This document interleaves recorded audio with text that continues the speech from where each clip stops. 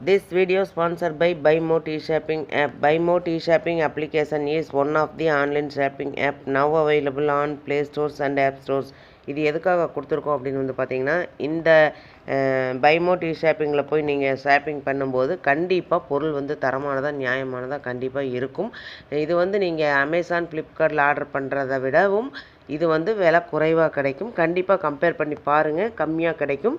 அதே மாதிரி இதோட லிங்க் வேணும்னா நான் வந்து டிஸ்கிரிப்ஷனில் கொடுத்துருக்கேன். அந்த டிஸ்கிரிப்ஷனில் போய் டச் பண்ணிங்கன்னா அந்த லிங்க்கை டச் பண்ணும்போது நீங்கள் ப்ளே ஸ்டோர் போகும். அதை வந்து டவுன்லோட் பண்ணி நீங்கள் வந்து உங்களுடைய ஆர்டரை நீங்கள் வந்து எடுத்துக்கலாம்.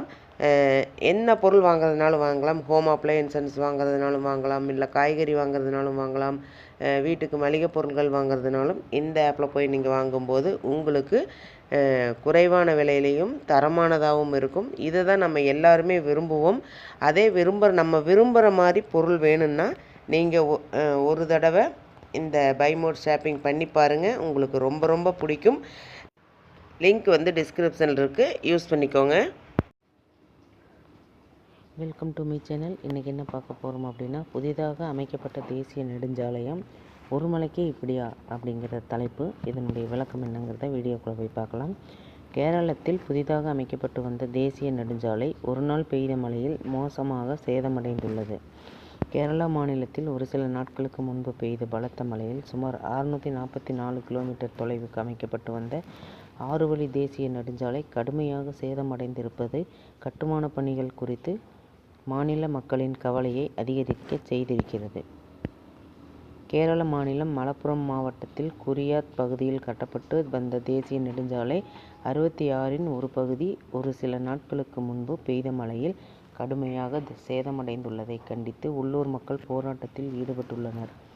கட்டுமான பணி நடந்து கொண்டிருக்கும் போதே மழையில் அடித்து செல்லப்பட்டிருக்கும் தேசிய நெடுஞ்சாலையால் ஒப்பந்த பணியை மேற்கொண்டு வருவோருக்கு கடும் சிக்கல் ஏற்பட்டுள்ளது.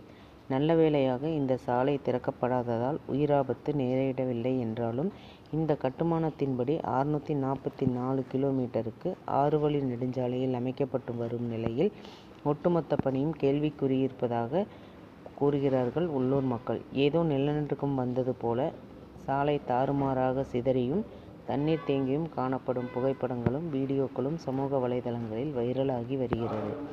இந்த சாலை மட்டுமல்லாமல் இதன் ஒரு பகுதியாக காசர்கோடு அருகே சர்வீஸ் சாலையும் சேதமடைந்து மண்ணோடு மண்ணாகி இருப்பது மக்களை கவலையில் ஆழ்த்தியிருக்கிறது. ஏராளமான விவசாய நிலங்களை எல்லாம் கைப்பற்றியே இந்த தேசிய நெடுஞ்சாலை கட்டப்பட்டு வரும் நிலையில் குரியாத் அருகே தேசிய நெடுஞ்சாலையில் சேதமடைந்திருக்கும் நிலையில் சர்வீஸ் சாலையும் அதன் சுற்றுச்சுவரும் சேதமடைந்து சில வாகனங்களும் அதில் சிக்கிக் கொண்டிருக்கும் காட்சிகளும் வெளியாகியுள்ளன. விவசாய பகுதி என்பதால் மழைக்காலங்களில் வழக்கமாக தண்ணீர் தேங்கும் பகுதியாக இருந்துள்ளது.